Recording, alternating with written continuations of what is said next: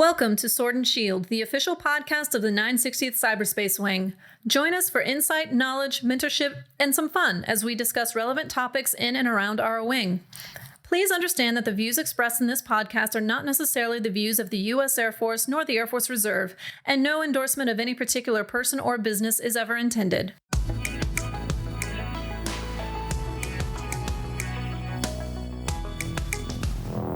Welcome to another episode of the Sword and Shield.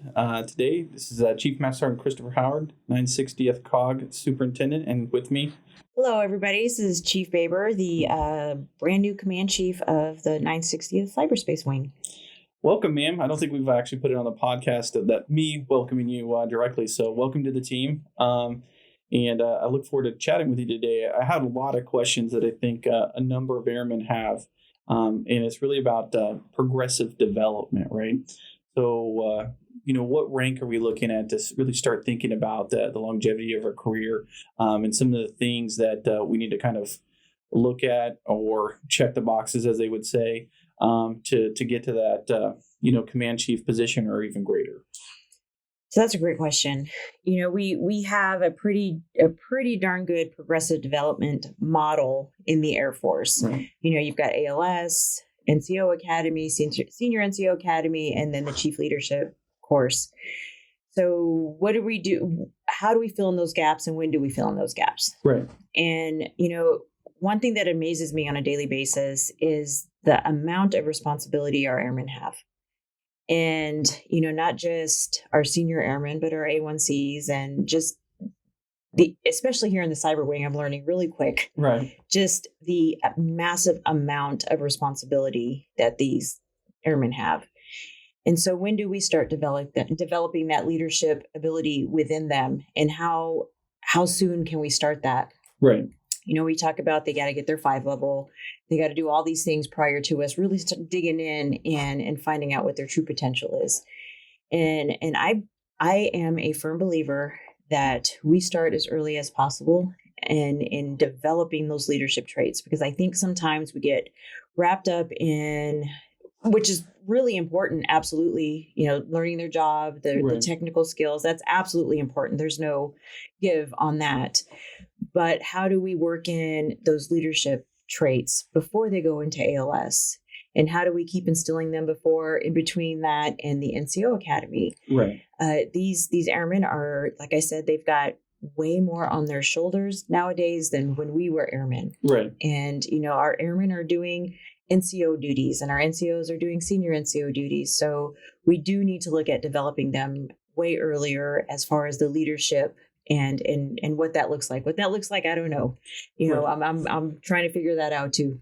I know back in the old days, back when we first started off, and even when you look at the expeditionary model, I know that quite often we would put senior airmen specifically, and sometimes A1Cs that were in the growth pattern as team leads and leading small projects at the unit level, right, to kind of build that leadership skill set.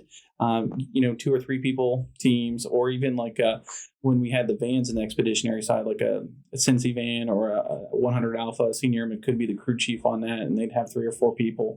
I always try to challenge the superintendents in the group to look at that model too. How can you get a senior airman actually leading a small mission or leading a training session and getting after that problem set so that they can learn those skills. Then comes in the question about, well, I'm a TR. So what's your perspective? How do we, capture those opportunities for TRs, or then how do we, leverage other experiences? One of the amazing things about the reserve is the amount of experience that they get outside right. of the Air Force Reserve, and how do we leverage that in the reserve?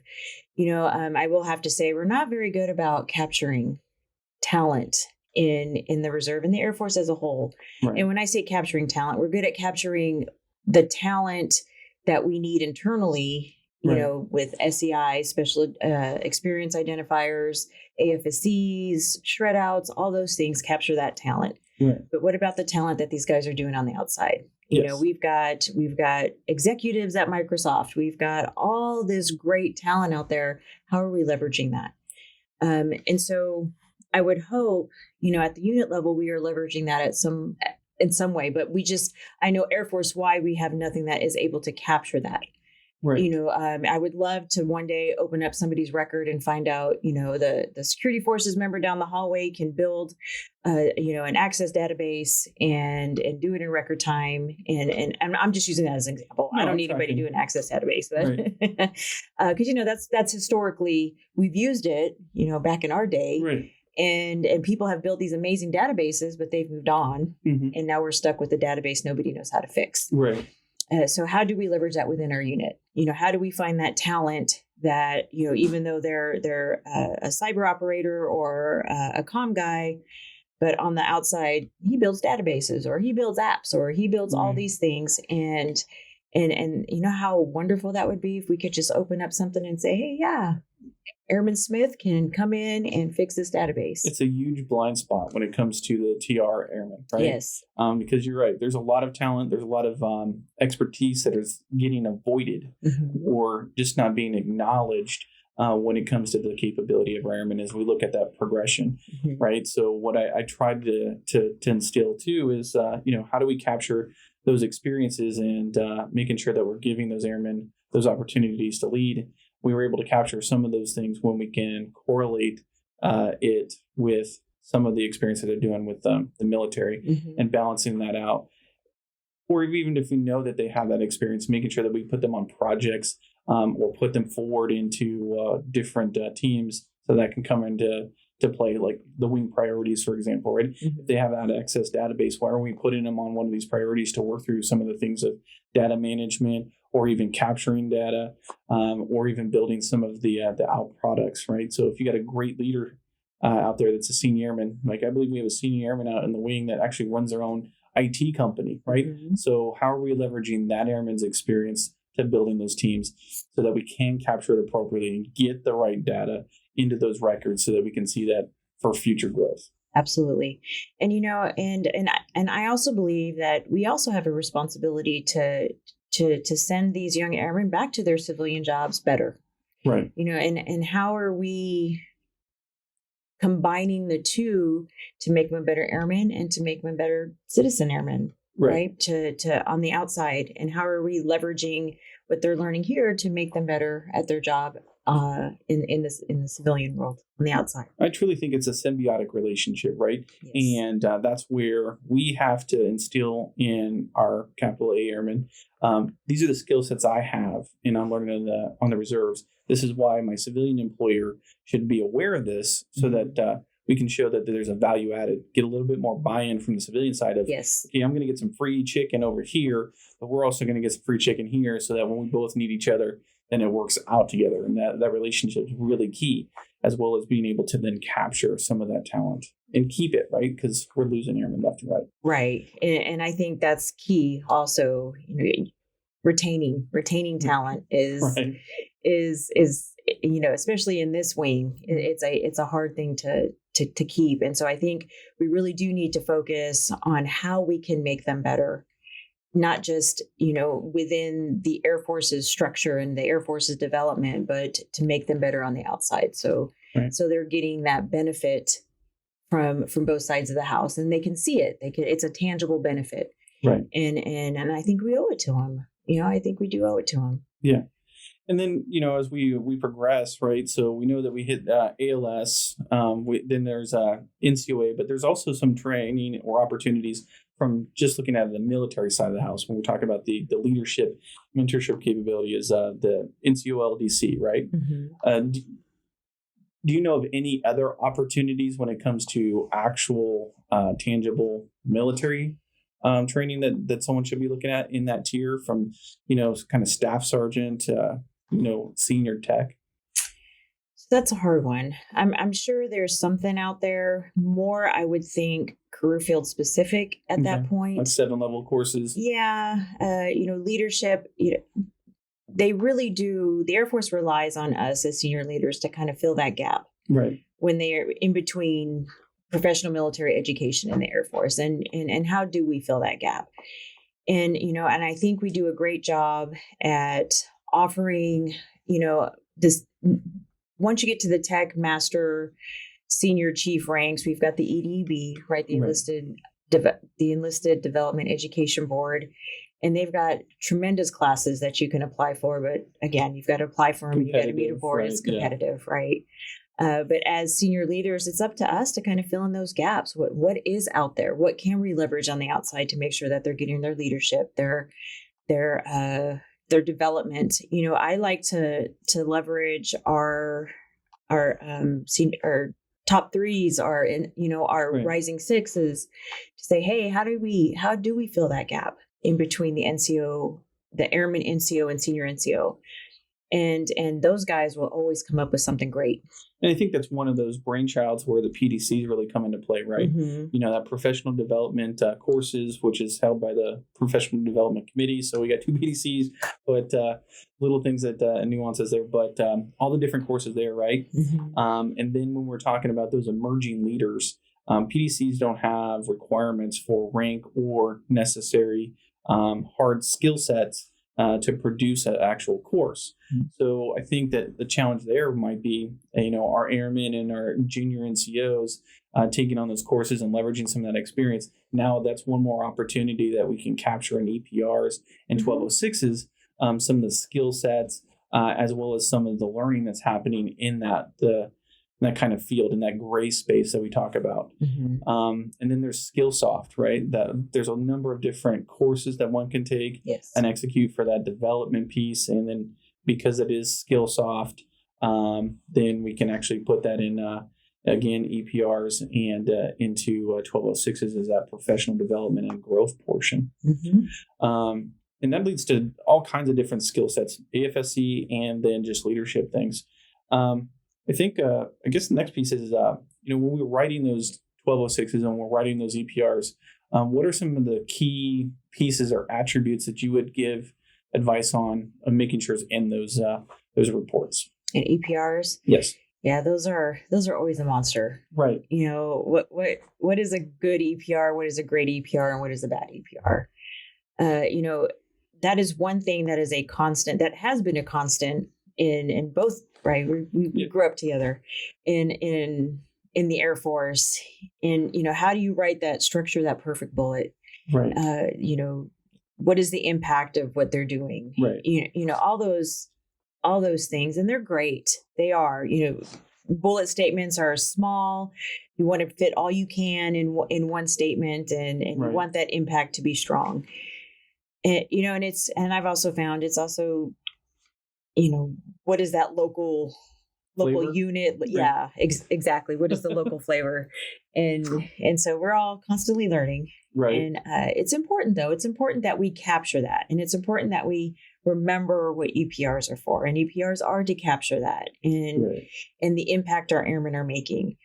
And I think it's important that we're capturing that impact, and and not so much the structure of the bullet, or can we fit it on one line, can we fit it on 2 lines. It's just important that we are documenting what our airmen are doing on an annual basis or biannual basis, depending on their status. And I know it's being looked at.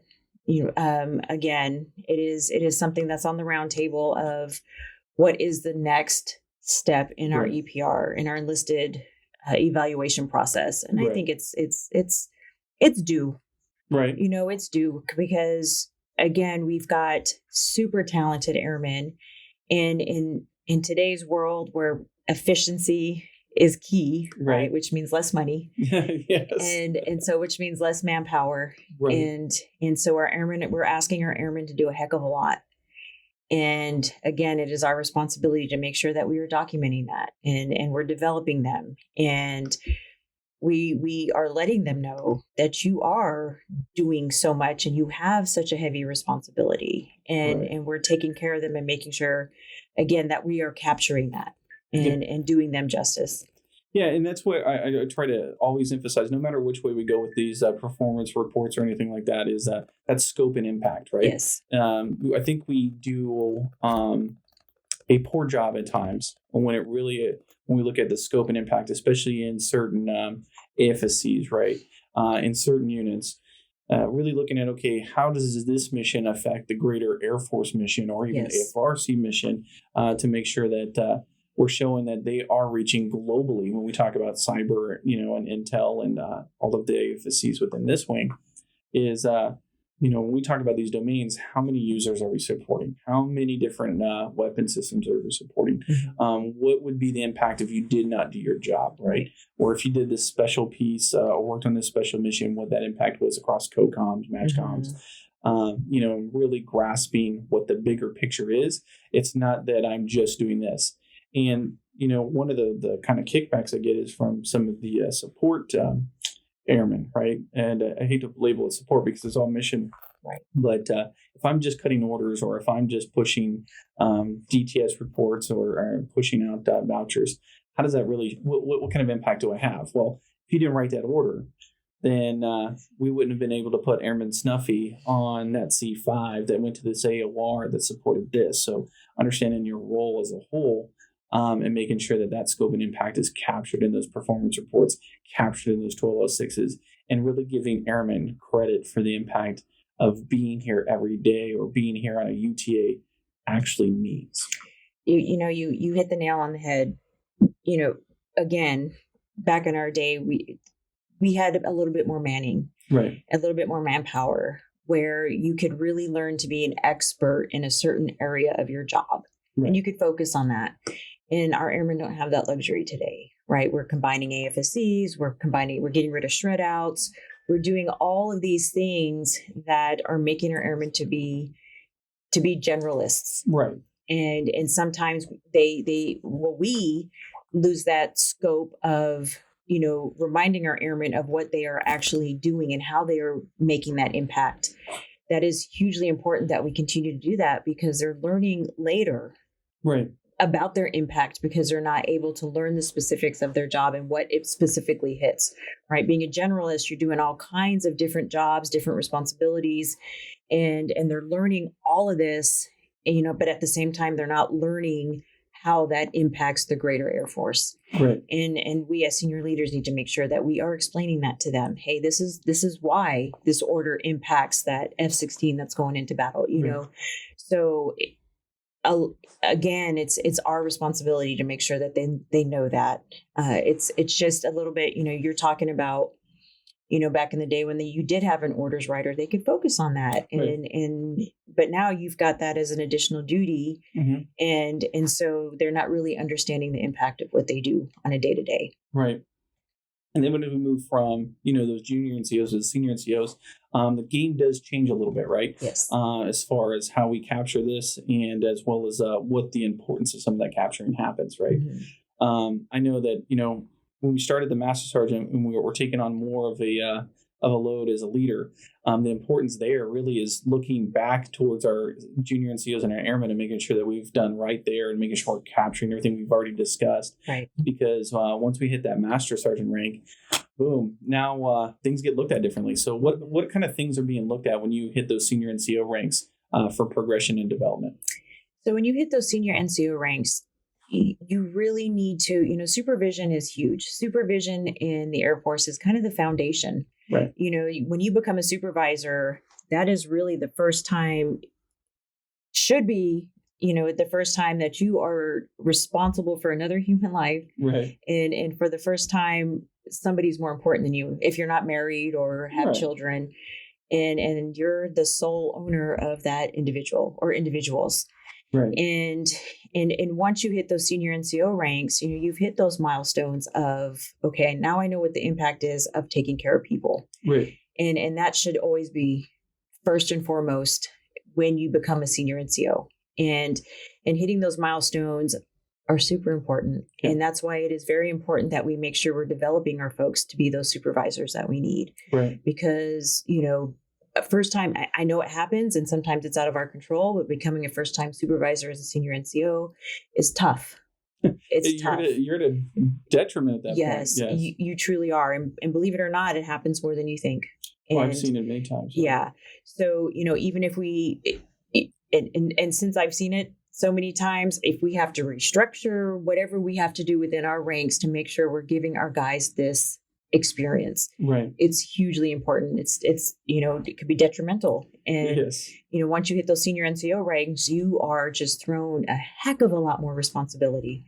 And we need to make sure we are, again, developing our folks at the right time, Right. at the right place, and making sure that they get those leadership experiences that we need them to have to be successful senior leaders. Right. And it's also, this is where those soft skills that they learned as that supervisor, as that team member, Yes. as that team lead really start to show in a number of ways, right? So how successful we are as senior NCOs can be really balanced, not just on the technical skills, but those soft skills. Absolutely. I mean, that's where some of those breaking lines are when we talk about going from master to senior and senior to chief, is that, okay, technically competent, technically solid, they can do X, Y, and Z. They can make sure every mission is going to happen as far as the technical side of it.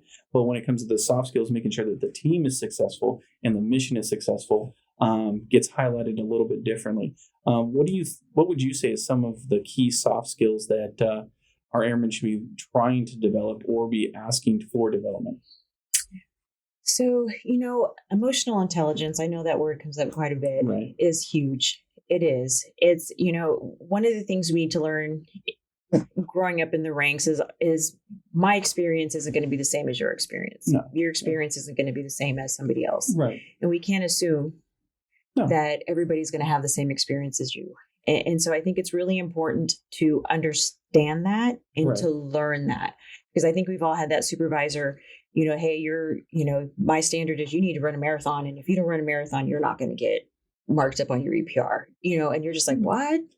You understand? I don't run. Yeah. Right. So, but we've had those, Yes. right? Like that's a ridiculous standard, and that's Right. great that you do that, but that's not for me. And so I think we need to be able to, if we're going to retain this talent, if we're going to keep these airmen in our force, we have to understand those better. Right. And make sure that, how I got here as a command chief is not going to be the same way that you get Right. to be a command chief.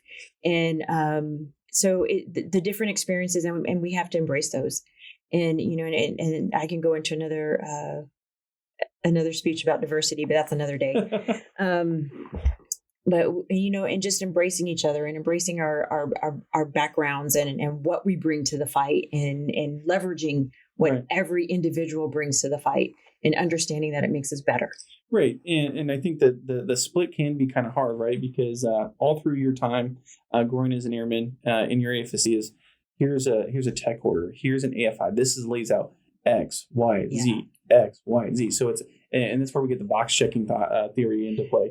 But when it comes to those soft skills, there's no X, Y, and Z, right? There's no box checking. And there is no one way to chief, as you pointed out, right? Mm-hmm. So it's always the hard part to accept is, what do you mean there's no one way? There's got to be a way. Yeah. And the reality is that you're right. Everybody's different.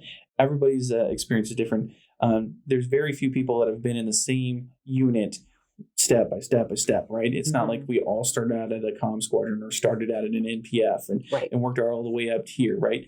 We talk often, you and I, out the side about what those pathways for command chiefs are, right? Mm-hmm. When we talk about unit level, group level, in this expectation, we're going to hit each one of these tiers and hit each one of these opportunities. And the reality is it's not going to be the same for everybody or necessarily easy for everybody. So how do we capture those soft skills? Mm-hmm. How do we capture that experience and that development so that the right airman is in the right place at the right time? Absolutely. And, not just capturing them, but also leveraging it and using it to our advantage. Yep. Right. Because we don't hit those milestones, like maybe somebody else hit those milestones, that doesn't make them bad. No. And it doesn't make them not ready. And of course, our responsibility is to make sure that they are ready. Right. But to use that to our advantage rather than telling that, as looking at it as a negative. Right. The way somebody grew up, if they hit all those milestones, that's great. That's awesome. And we're glad. But others aren't able to hit those milestones, so no fault of their own. And how do we leverage that, and how do we build off of that? And that's where those other things is understanding what opportunity is, right? Yes. Opportunities isn't always an assignment. Opportunities might be a mission. It might be, I'll hit the priorities again, leading a priority, leading some kind of initiative right? And especially when we talk to senior NCOs, that scope and impact outside of just your unit, right? So if we're looking to progress from master to senior and senior to chief, your scope and impact, it's expected, yes, to be in that box of your unit, but now you have to expand it to group, expand to the wing, the MAGCOM, AFRC as a whole, all these things. Exactly. I need you to be uncomfortable. Exactly. You know what I mean? And I tell that to people all the time. I need you to be uncomfortable, right. and find those things out of your comfort zone. And that's usually outside of the squadron, right. outside of the group, and wherever that lies. But I need you to be uncomfortable. Right, because that uncomfort drives change and it drives experience, right? Exactly. If you're comfortable, that means you've probably done it 1 or 2 times. Yes. And what are you really learning other than solidifying your base and kind of building that box and that wall around that learning? Yep, right? Exactly. Awesome. Any parting shots that you might have for, development or thought processes towards development for our gladiators out there, Chief?